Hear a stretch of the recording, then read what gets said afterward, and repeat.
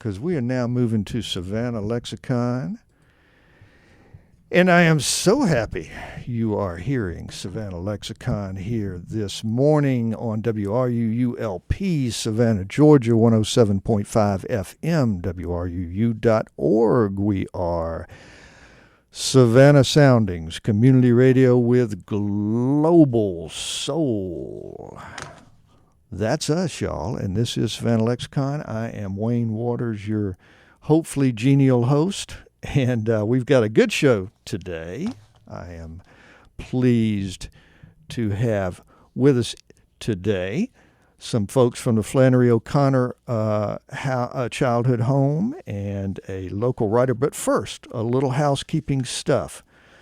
Because goodness gracious, what would happen if I did not give the general disclaimer? Okay, is everybody ready? This is exciting.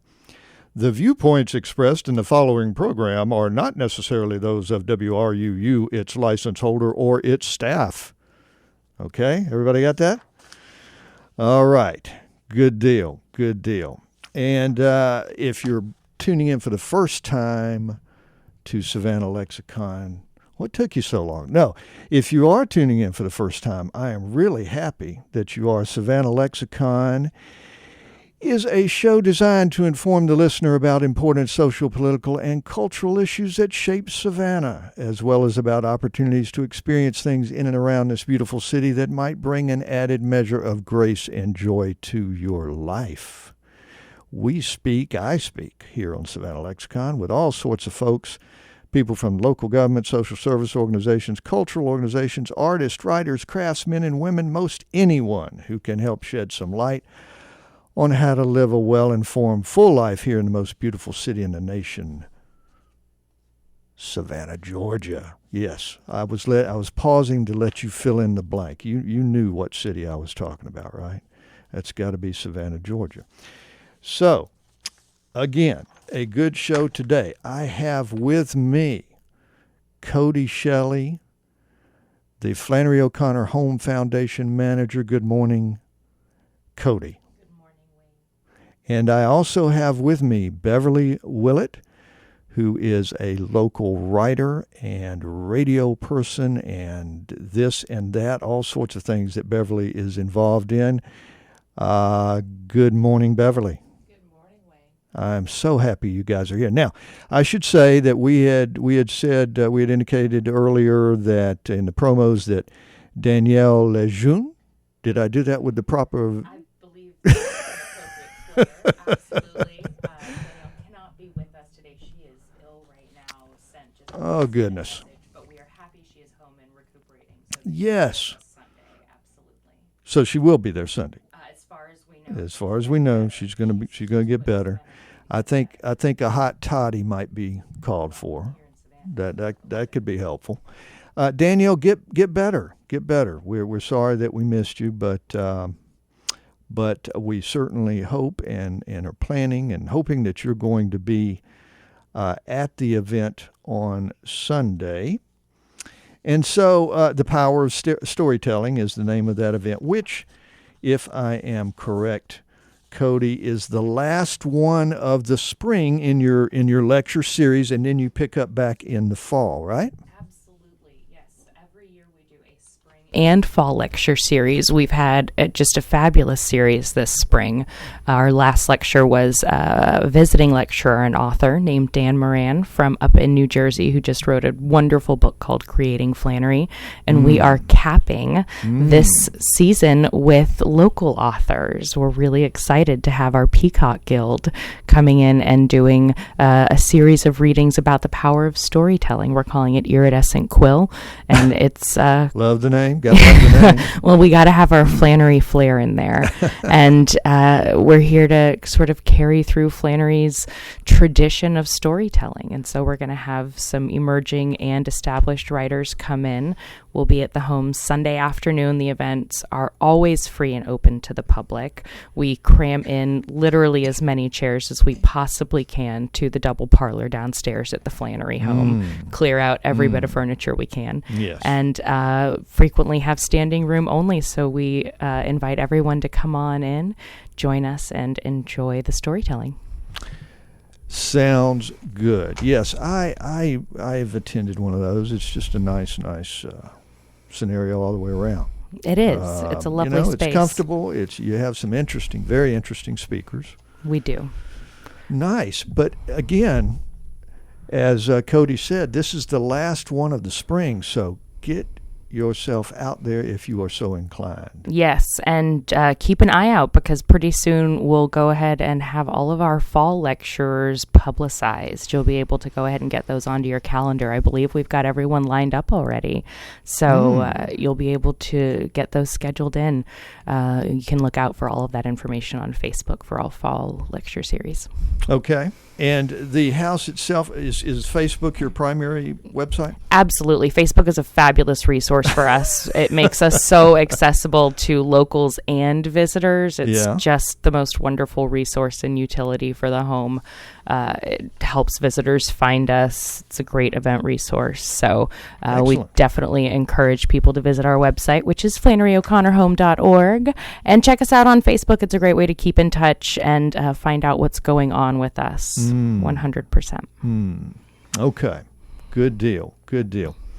All right, so let's just talk for a minute about the home itself in general. Surely, yes. Anyone and everyone listening is aware of Flannery O'Connor. If you're not, get thee to the home or a bookstore.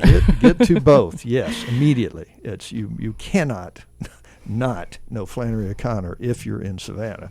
You shouldn't anyway if you're a reader. World famous. Writer who spent her childhood here, and but anyway, tell us about the home itself a little bit and what you guys are all about and how you operate in a general sense, if you would, Cody. I would love to. Our home is on East Charlton, only about a block away from the studio here. And we are just a small, real typical 19th century row home, about 3 stories tall. And Flannery spent her first 13 years in the home. So we have restored it back to her childhood, which was the 1920s and 30s. It's a historic house museum here in Savannah. It's a lovely break from our beautiful antebellum history. It's kind of Depression era, pretty modest. It's also not grand like a lot of the museums in town. So a lot of our visitors really appreciate that change of pace, how you really get a feel for how a middle income sort of normal family lived. And you get very much a sense for Flannery's childhood, which was very much defined by her relationship with our beautiful cathedral right across the square, St. John the Baptist. Absolutely. So we do tours 6 days a week. We are there at the home, happy to greet visitors and tour them from 1 to 4, 6 days a week, and really explain Flannery's childhood there at the home with her parents. Excellent.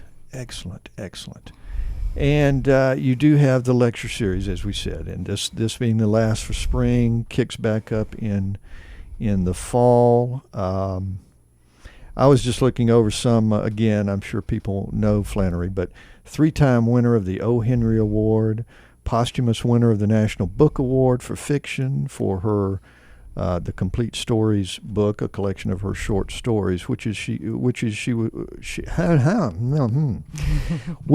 probably is most famous for. Of course, she did have a couple of novels as well, Wise Blood being the most famous of those, and then a movie made out of that by John Huston. Yes, indeed. Difficult book to make a movie out of, but it's an interesting movie. It's an interesting movie. If you haven't checked that out, you might check that out as well. You have, and I think I'm just looking over some of the information. Please correct me if I'm wrong about anything, Cody, because I have to admit I have been known to be wrong. Not often. I don't believe it. But I like you. You're coming back. Yeah, no, but the guests who come out, you can view rare books in the Bruckheimer Library. Is that right? Absolutely. Flannery's childhood dining room is our Bruckheimer Library, and we have not only childhood books of Flannery's in which she has written her childhood opinions, but we also have first editions, rare criticism, some beautiful art. We have Flannery's 1945 college yearbook in which you can see some really fabulous photos of her looking very Flannery as she graduates from college around 20 years old.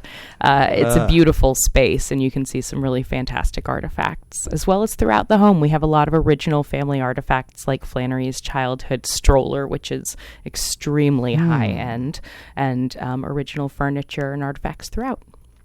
Excellent. Little garden there as well. Beautiful garden. Our garden was designed by a famous landscape architect named Claremont Lee, who was well known throughout the South, a famous woman and a pioneer in the field, one of the first women to have a landscape architecture degree in the 1940s. Flannery, of course, just had a chicken yard during her time period. But we are lucky enough to have our gorgeous courtyard, and Flannery famously taught a chicken to walk backwards from that courtyard. Yes. So it's a pretty special space at our home that we're lucky enough to share with visitors. When you're there, you should just imagine that, because I don't know how she did that, really. But I've been trying to teach my chickens for a while now. It doesn't work.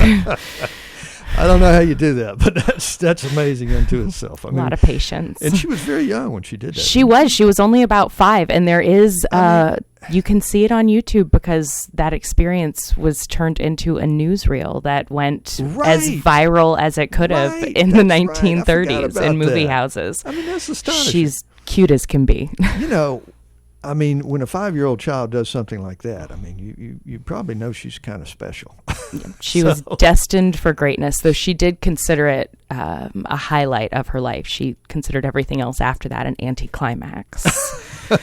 Whenever she got a rejection letter, she would tell people that at least she'd been in a newsreel. And she got some rejection letters, as almost all writers who went on to be incredibly famous and great did. Of course, rites of passage. If you're a writer out there, just keep plugging away.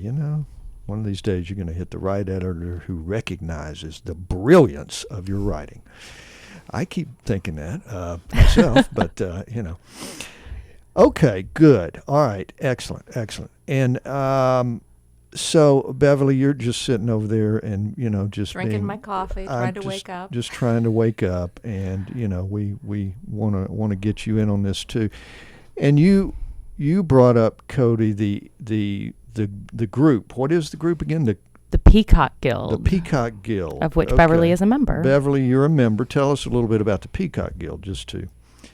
It's just a once a month sort of drop in. I mean, if you're a writer, you can come in. We're not exclusionary. Anybody can come in who's a writer at the home. Just at the home. Okay. And it's strange when I first heard about it. Like, I can just go and sit in Flannery's living room once a month on Tuesday evenings with a bunch of other writers and read our stuff. That's cool. I mean, it was absolutely surreal when I heard about it and first went.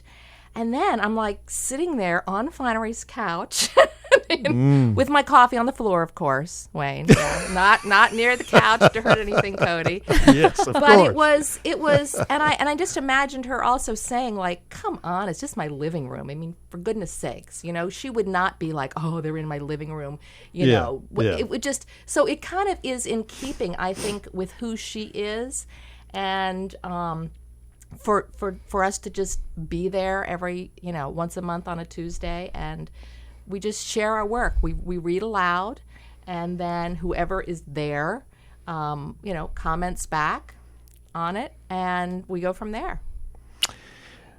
Okay, good.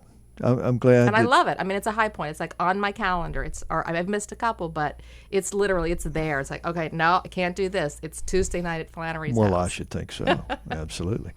And Beverly, tell us just a nutshell background on you. I know that you were a entertainment and copyright lawyer in New York City, right? And I am glad you use past tense, because most people say to me, well, once a lawyer, always a lawyer. You're still a lawyer, right? And I'm like, yeah, but I don't practice. Well, you are a lawyer. So I'm glad you were the first person that used past tense. So you're okay, certainly. Wayne. You're certainly, yes, and you're here now. You are here now, but you've done a lot of writing, essays, op-eds, features, all sorts of things. You've been New York Times, Salon, Newsweek, any number of other magazines.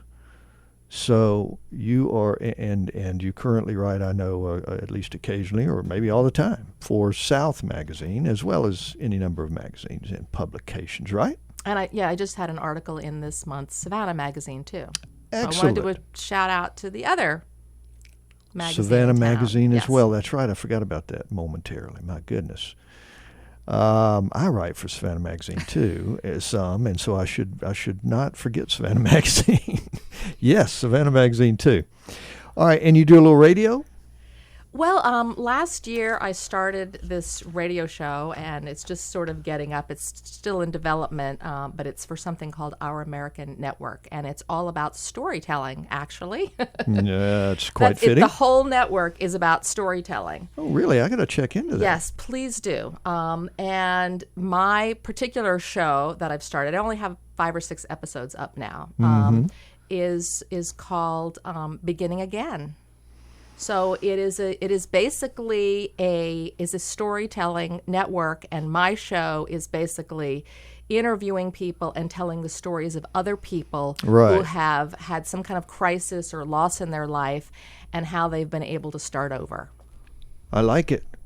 And it sort of came because Uplifting. I did a TED Talk last year here called How to Begin Again. That's right. And that's right. which was sort of my own story, and I had this idea. There's so many stories that people have about how to start over again in their life, and to share those stories, because I think they're very helpful. Excellent. I like that. So it's Our American Network. Okay. Correct. Excellent. And, but you're probably really thrilled to have hit the big time today with WRUU, I would think, right? Actually, let me tell you the story, okay? I'll tell you the story. See, you didn't know. She is a storyteller. I'm telling you, she's a storyteller. When I first came to town about 3 years ago, I met this woman at some kind of a meetup, and she was sitting at the bar, and she introduced herself to me, and she happened to be Vicki Weeks. Who was one of the gang of I don't know how many that were the sort of the originators of this whole idea. From what I hear, Vicki was the original one to have the original idea in the first place. There you go. So, and she was at the bar, and she immediately started telling me about her idea for this community radio station. She got me within the first 30 seconds that I met Vicki. Wow. And told me about this. So I've sort of followed that, for the last 3 years since I've been here, and she's just thrilled and beyond belief. Here you are for Flannery. Here you are for Flannery. Yeah. And so I should say, I'm thrilled to be here because I remember when it was just a concept. Isn't it amazing? It's so nice. And I have to say, I'm a guy who jumped in late in the game, so I don't deserve a pat on my back, really. But Vicki Weeks and some of these other folks that have been around for years working on this, man, good on you. You guys deserve some real credit for that. It's gone from nothing to step by step, by sometimes painful step, listening to some of the stories, to going where we were streaming online for a couple of years, and just finally actually made it on the radio waves here recently, and we are so happy about that. I should say Vicki Weeks is my guest next Tuesday. So we're going to have her on, and we're certainly going to talk about WRUU and the whole process. But, of course, she is also the, executive director of Gray's Reef National Marine Sanctuary. So we're going to be talking with her about that as well as WRUU next Tuesday, same time, same place. So check that out. All right. Let's do this.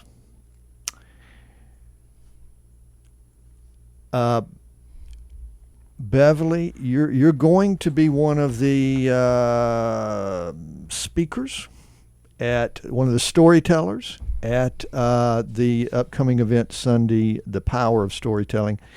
And that's, is it 4 p.m.?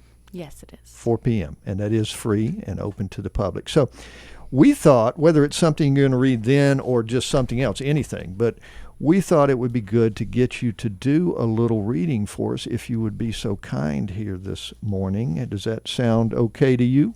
You know, I brought as much time as airtime as you want to fill. I got some stuff. Folks, I always got papers with me. She's got a stack of paper about as thick as the old-fashioned phone book up here of stuff that she can read from. So, I mean, whatever you want to read, you do it, and just tell us, if you would, just kind of introduce it a little bit as to what you're reading, and just go right into it, and we will listen attentively. Okay. This is not what I'm going to read at the home. I actually have decided to read the first chapter of a memoir that I just finished and hope to have published. What? That's amazing. I'll give a little plug for that in a minute.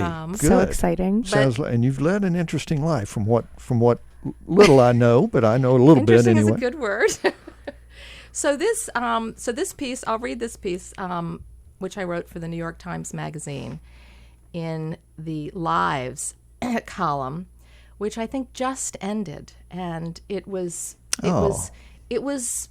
probably one of the personal essay columns, the top personal essay columns in the country, and people just loved it. So why that column has ended, I don't know, but there's a lot of people crying about the end of that column, and maybe they'll bring it back. But, you know, sometimes I write and I do edits and edits and edits and edits, and then I get those rejections that you just talked about. I know the with feeling. Flannery, okay? And this one, while I did a couple of edits, just kind of poured out of me. And so nobody was more surprised than I was. That's so nice when it got published. When that happens. It yeah, just and then you want to get to that place again, and then, of course, you can't push that. Yeah. But anyway, it's called Part-Time Fulfillment. Okay. And this was at a period in my life when my divorce was final and my life was a complete kind of mess. And I needed some work. I was raising 2 kids practically on my own, living in New York City. It was expensive. It was in the middle of the winter. I mean, just... Anyway, so here we go. Part-time fulfillment. The past year brought about setbacks for many. For me, it signaled the end of my 25-year marriage, the loss of membership in the family medical plan, and the necessity of re-entering the workplace at midlife after a long hiatus as a stay-at-home mom. The market crash gobbled up a big chunk of my modest retirement account, and the divorce litigation left me with a pile of bills. So in November, when my friend Terry mentioned that the company she worked for needed extra help right away, I followed what had fallen in my path. At least I could earn enough to foot the heating bill for a couple of months while I spruced up my resume. I guess you'd call it a fulfillment house, Terry said, describing the company. People placed orders for merchandise over the web or by phone, and Terry's organization fulfilled the orders. The items ranged from T-shirts and teddy bears to coffee mugs and casserole dishes. The following Monday, I showed up for my part-time holiday job. The pay was $12 an hour before taxes, with no health coverage, sick leave, or other benefits.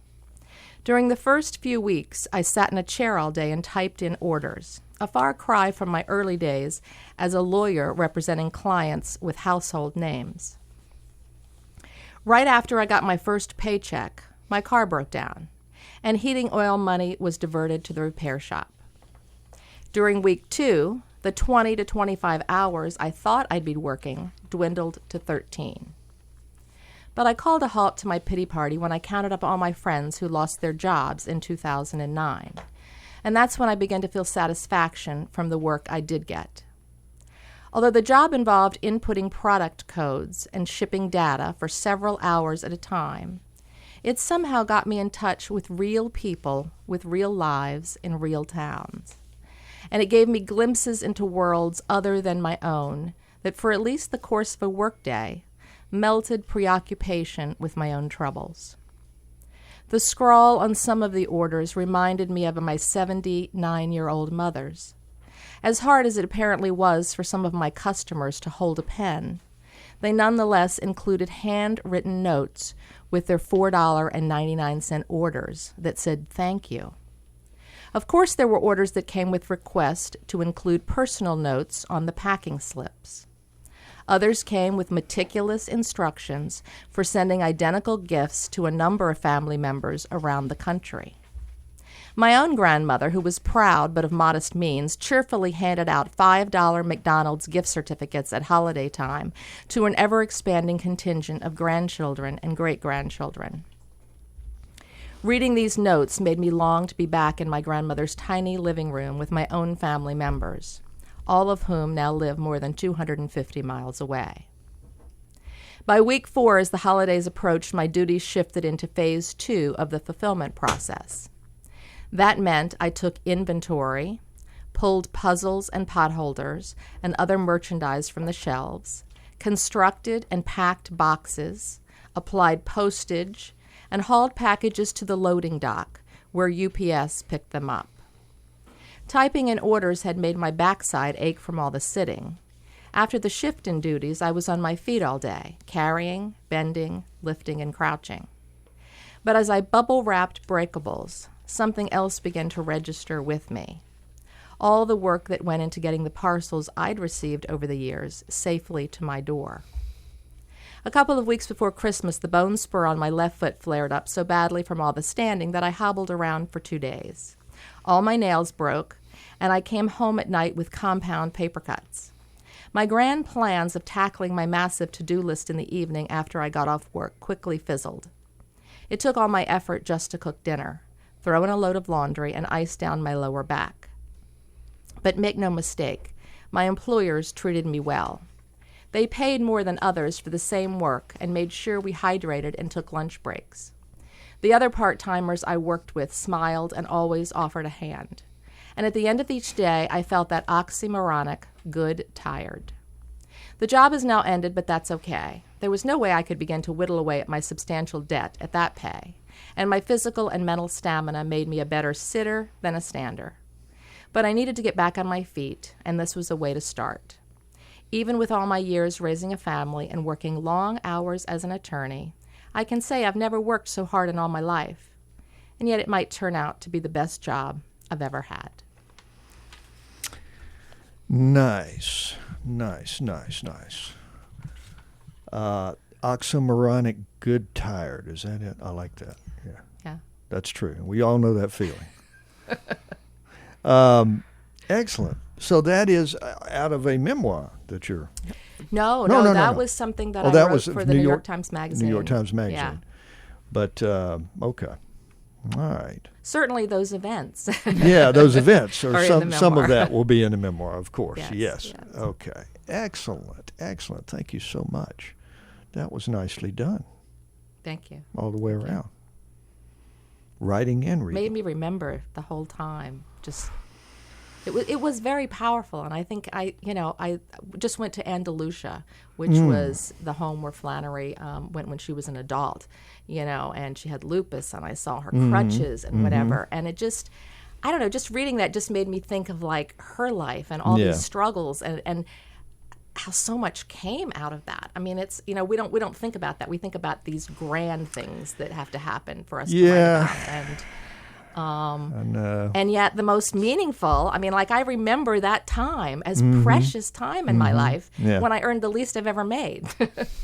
Yeah, and it's interesting. And, even struggles, you talk about struggles. I mean, it's funny when I do a music show, I guess surely y'all know, the music show before Savannah Lexicon. It's just astonishing to me how much of the music and the lyrics come out of struggle and pain.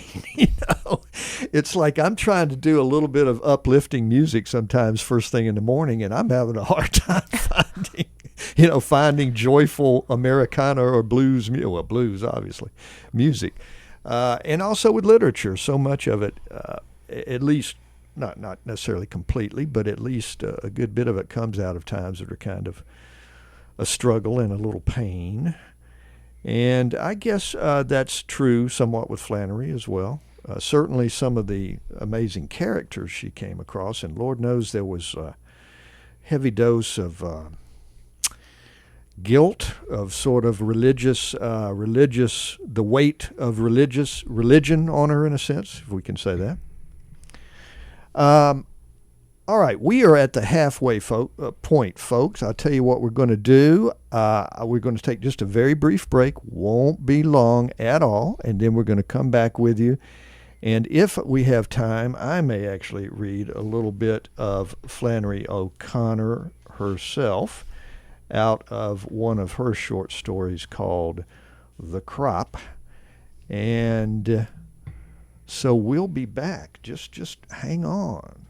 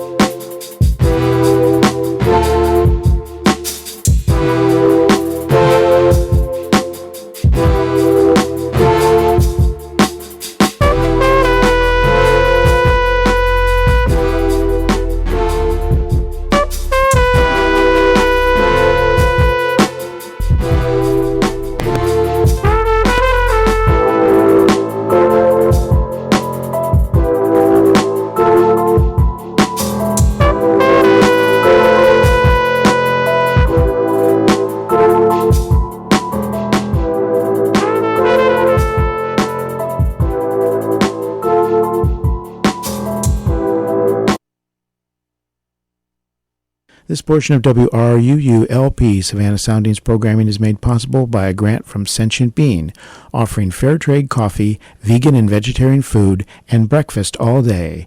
Located at 13 East Park Avenue, across the street from the tennis courts at Forsyth Park. Our menu and special events listings can be found at sentientbean.com. All right, we are back. See, that was a short break, wasn't it? That was a short break. I do want you to know and remind you, just in case you forgot, that this is WRUU-LP, Savannah, Georgia, 107.5 FM, WRUU.org. We are Savannah Soundings Community Radio with Global Soul. And this is Wayne Waters. You are listening to Savannah Lexicon, and I am so happy that you are listening. And I want you to listen every chance you get. Tuesdays and Thursdays from 8 to 9 for Savannah Lexicon, preceded by Savannah Rising, where I play some good Americana music.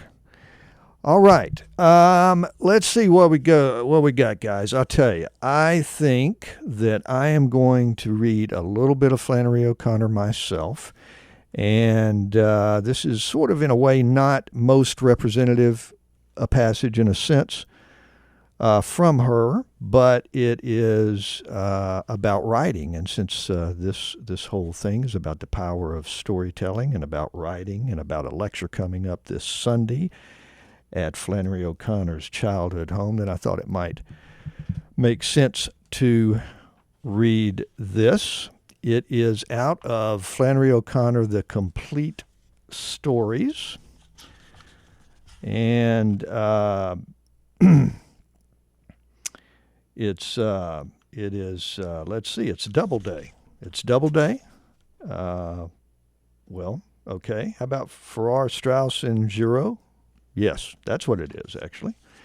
The particular story is called The Crop, out of this excellent collection, and it's just to set it up very briefly. It is a Southern woman who is trying to do some writing. This particular scene, at any rate, is about that. And her name in the story is Miss Willerton. Her fingers plinked excitedly over the keys, never touching them. Then suddenly she began typing at great speed. Lot Moten, the typewriter registered, called his dog. Dog was followed by an abrupt pause. Miss Willerton always did her best work on the first sentence. First sentences, she always said, came to her like a flash, just like a flash, she would say, and snap her fingers like a flash, and she built her story up from them. Lot Moten Called His Dog had been automatic with Miss Willerton, and reading the sentence over, she decided that not only was Lot Moten a good name for a sharecropper, but also that having him call his dog was an excellent thing to have a sharecropper do. The dog pricked up its ears and slunk over to Lot. Miss Willerton had the sentence down before she realized her error. 2 lots in one paragraph. That was displeasing to the ear. The typewriter grated back and Miss Willerton applied 3 X's to Lot. Do you guys remember typewriters? Over it, she wrote in pencil, him. Now she was ready to go again. Lot Moten called his dog. The dog pricked up its ears and slunk over to him. 2 dogs, too, Miss Willerton thought. But that didn't affect the ears like 2 lots, she decided. Miss Willerton was a great believer in what she called phonetic art. She maintained that the ear was as much a reader as the eye. She liked to express it that way. The eye forms a picture, she had told a group at the United Daughters of the Colonies, that can be painted in the abstract, and the success of a literary venture, Miss Willerton liked the phrase literary venture, depends on the abstract created in the mind and the tonal quality.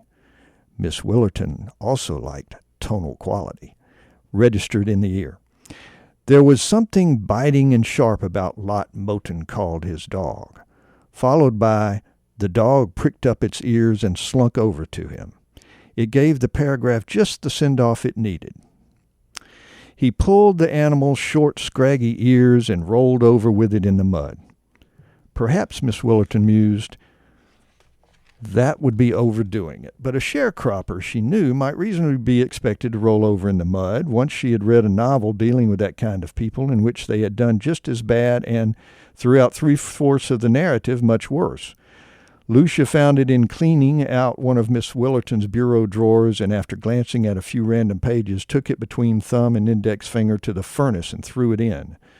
When I was cleaning your bureau out this morning, Willie, I found a book that Garner must have put there for a joke. Miss Lucia told her later it was awful, but you know how Garner is. I burned it.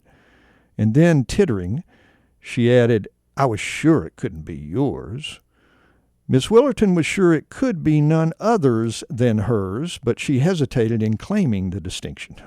She had ordered it from the publisher because she didn't want to ask for it at the library. It had cost her $3.75 with the postage, and she had not finished the last 4 chapters. At least she had got enough from it, though, to be able to say that Lot Moten might reasonably roll over in the mud with his dog. Having him do that would give more point to the hookworm, too, she decided. Lot Moten called his dog. The dog pricked up its ears and slunk over to him. He pulled the animal's short, scraggy ears and rolled over with it in the mud. Miss Willerton settled back. That was a good beginning. Now she would plan her action. There had to be a woman, of course. Perhaps Lot could kill her. That type of woman always started trouble. She might even goad him on to kill her because of her wantonness. And then he would be pursued by his conscience, maybe. Okay, I'll stop there. That is Flannery O'Connor herself, the story, The Crop, out of Flannery O'Connor, The Complete Stories. Flannery could write. Man, Flannery could write. Going to scare off all the readers on Sunday.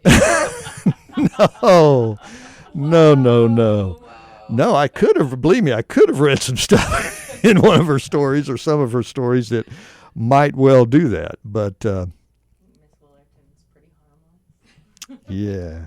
I read everything that I write aloud. I don't know whoever taught me that, but I think that is so helpful. I mean, she makes some good points. Yes, she makes some really good points. I mean, Right that for is the like ear. my cardinal rule. Like, I have to read it over, and if it feels like it's just getting garbled in my tongue, I'm like, no, it's not good. I have to go back. So I do that constantly. And then I read it again. I'm like, how did I not see that the first time around, I agree. So I think it's a great tool. It is, absolutely, and I do the same thing, and I don't know where I learned to do that either, but it just comes to you, I mean, I'll read things out loud to myself after I get it as I'm trying to go back and think about editing, and sometimes there's just something about that. And when I used to teach journalism back in the day, I would always tell that to my students. Read it out loud to yourself. Go ahead and write it, first draft, and don't bother at that point. But when you're going back, read it out loud. Does it sound right? Because that's what you want. You want writing, for the most part, that sounds like speech. You don't. Well, it depends on what kind of writing you're doing, obviously. But for much of writing, and particularly if it's a novel with characters in it and that sort of thing, and you're actually putting words into the mouths of people, you obviously want it to sound like human speech.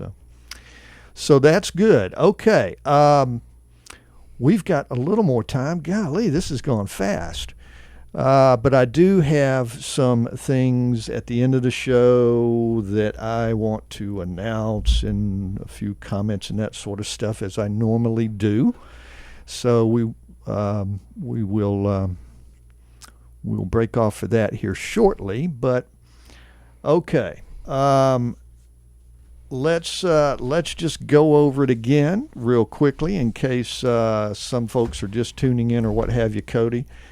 We have a big event, The Power of Storytelling, at the home this Sunday, right? Yes, we do. We have the final in our lecture series for the spring, and that is this Sunday, May 28th at 4 p.m., free and open to the public, and that is at the Flannery O'Connor Childhood Home right on Lafayette Square. Excellent.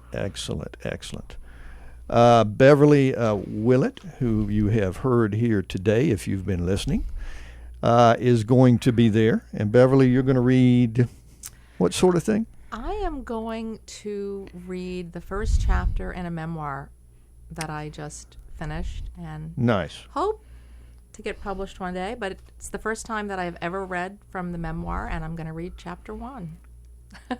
Excellent. Very you guys, cool. If you're there, you're going to be getting like a scoop here. I mean, the first reading out of Beverly's memoir, in progress, and I bet I can safely say will be in print one of these days before terribly long. And by the way, you can read or hear, if you want to think of it that way, Beverly's work in Savannah Magazine, in South Magazine, and other places around about, as well as her radio show that she's doing as well on Our American Network. Danielle Lejeune, I love saying that, is going to be there as well. She was unable to make it today because she's feeling under the weather. We do hope you're feeling better, Danielle. And the expectation is that she is going to be there Sunday as well. She's a poet, a photographer. Yes, she'll be reading poetry Sunday. Okay. Along with other Peacock Guild writers. And she, I think, is teaching at Armstrong, if my information is correct. Yes. And awaiting the publication of her first book. Yes. Etymology of Whalefish and Grace. I think it just came out, actually. I Really? believe it Literally did. like this Excellent. week or last week. Yes. Oh, excellent. Well, Danielle, yes. Her first book just came out, Etymology of Whalefish and Grace. A very interesting title. And she's going to be there as well. The two of them? Are, Yes, okay. as well as other Peacock Guild writers. It's And- not just the okay. two. These are our teaser authors. Okay. Excellent. Oh, excellent. All right. Last word, anything you want to get in before I move into the final segment? Just want to remind everybody that the Flannery O'Connor Childhood Home is a community resource. Indeed. We are always available for book clubs, for school groups, visiting groups. We really want to remind everybody that we're here, part of the community, and available. Excellent. And Beverly, you're looking forward to it Sunday, I'm sure. I am. Yes. Thank All right. you. Okay, guys, I appreciate so much you coming in. You guys, I'm gonna get off here a minute, but you're welcome to hang around if you want to. But again, the Flannery O'Connor Childhood Home, The Power of Storytelling, 4 p.m. Sunday, free. So hold on, one more quick musical interlude break, and I'll be back before you know it.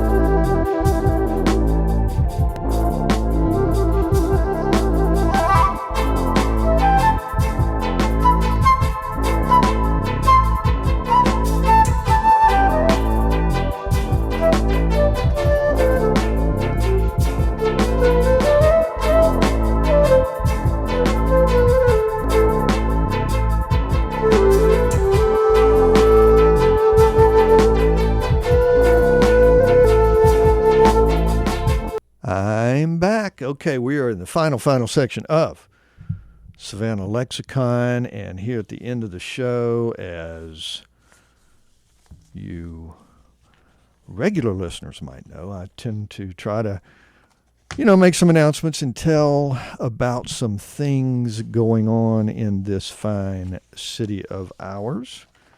So I do want to do that. First off, most particularly, and I am almost certain this is actually tonight. Yes, tonight. We Are the Catalyst, Emergent Savannah's Conversationalist in Residence program, is going to have 2 representatives from the Highlander Center. If you may know the Highlander Center, I don't know, but it's been around since the 30s. It is an acclaimed social justice and kind of grassroots organizing education center in Tennessee.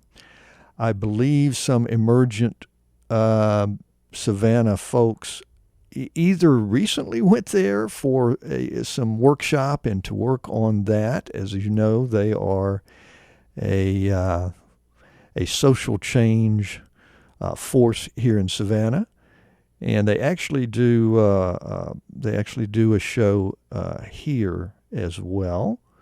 So look for that and listen to that. But that is tonight, 7 p.m. at the Indigo Sky Community Gallery. Community Gallery, 915 Waters. So We Are the Catalyst, Emergent Savannah's Conversationalist in Residence program. Representatives from the Highlander Center are the guest, 7 p.m. tonight at Indigo Sky Community Gallery, 915 Waters is the address. Okay, also tonight, well, there's a little conflict here, but hey, some of you may do one, some of you may do another, some of you may try and squeeze both of them in. tonight at Mamie Ruth M. Liz, Jewelry, 107 West Liberty. There's a fundraiser for the Alzheimer's Association, and Lord knows that is an excellent organization that does very good work here in the community. And it's going to be a silent auction, and then a percentage of sales are devoted to, forgive me if I'm getting your name wrong, but I don't know the young lady. Her name is Meta Adler, I believe. And she's trying to reach a fundraising goal for the upcoming Dancing Stars of Coastal Georgia event for the Alzheimer's Association of Coastal Georgia. So that's what this is for and about. That event is actually June 9th, and I am going to have some folks from the Alzheimer's Association here just before that event. So, again, that is 6 to 9 p.m. tonight at Mamie Ruth /M. Liz Jewelry at 107 West Liberty. Saving Brains and Taking Names fundraiser for Alzheimer's Association. All right, this Saturday, and by the way, if you don't have your pen and paper out, you should do so. Okay, so write this stuff down so you don't forget. This Saturdays with Alderwoman Shabazz, 2 to 4 p.m. at Shabazz Seafood Restaurant, 502 West Victory. That is the 5th District. She's the Alderwoman of the 5th District. And this is a regular thing that goes on every 4th Saturday of the month. So particularly those in the 5th District, Saturdays with Alderwoman Shabazz, 2 to 4 p.m., Shabazz Seafood Restaurant. Okay, now, here's something else.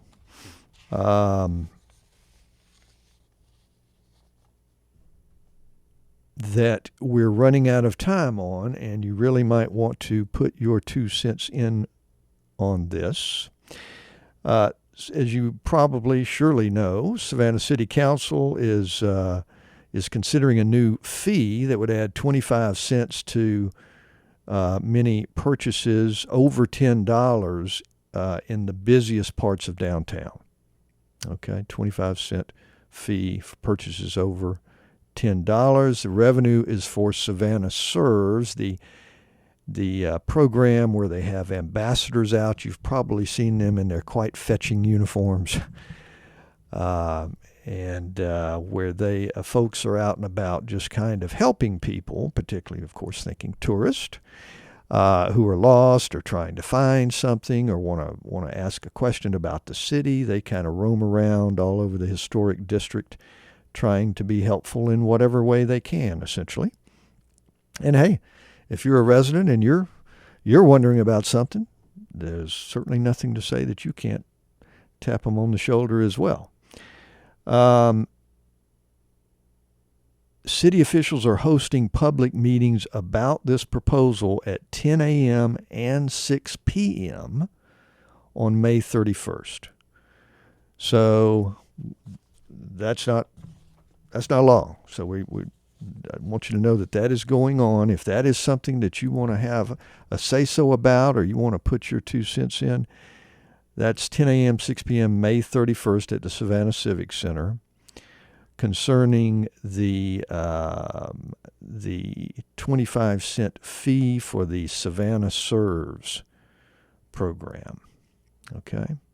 Also, I'll go ahead and mention a little bit ahead of time, but June 6th, it's not far off, 10:30 in the morning, the grand opening of the Hospice Savannah Thrift Shop. All right, another very worthwhile Savannah organization, does very good work, Hospice Savannah. They're opening a thrift shop. It's going to be in Pooler's Fortune Plaza at 331 U.S. Highway 80 East. The proceeds are benefiting services and programs offered for Hospice Savannah, a not-for-profit organization.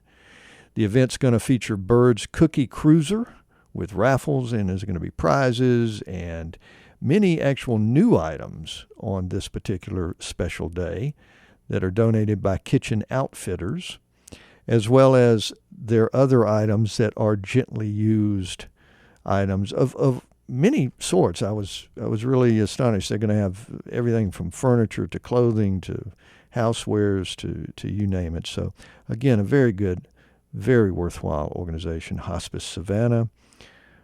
Grand opening June 6th of their new thrift shop at 331 U.S. Highway 80 East. Also, of course, I won't be back on the radio until after Memorial Day, so I wanted to lay out there for you some of the Memorial Day stuff going on. And there are a handful of things going on, which is great. There are some commemorations. The Savannah Vietnam Veterans of America Memorial Day Ceremony, May 28th, 2017, of course. And that is an early evening memorial program. Rather than trying to go into the contact details and all of that, just look it up. Google that sucker. Savannah Vietnam Veterans of America Memorial Day Ceremony in Emmett Park. May 29th, which is actually the day, right? Memorial Day Ceremony in the morning in Bonaventure Cemetery, organized by the American Legion. So May 29th, Memorial Day Ceremony, Bonaventure Cemetery. Also the 29th, another Memorial Day Ceremony in the morning in Laurel Grove Cemetery, also organized by the American Legion. Richmond Hill is going to have a Memorial Day observance at J.F. Gregory Park. All right. Also, weekend activities. Well, I should say Memorial Day commemoration at Fort McAllister, actually the 27th. So I should have mentioned this one first. This one is occurring first on the 27th, according to the information I've got here. Memorial Day commemoration at Fort McAllister, a commemorative event that's going to feature cannon and musket firings and Civil War era demonstrations. And then also starting earliest, but going through the 29th, May 27th through May 29th, at Wormslow, there is Wormslow's War of Jenkins' Ear event, a historical reference to a battle at Wormslow Historic Site, commemorating Georgia's role in the colonial-era War of Jenkins' Ear. Okay, so all of those Memorial Day events are going on in the city. So if you want to take part in some of that, then it's out there for you.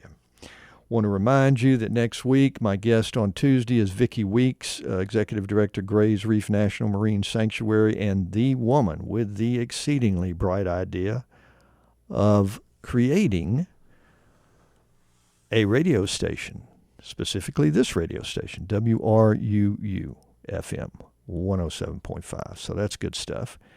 Also, next Thursday, I'm going to have a special with First City Network's Mike Plosky, and also Executive Director Michael Wedenkamp. I hope I'm saying that correctly, with Savannah Pride. So we are going to have them coming in. We're going to talk about the new LGBTQT,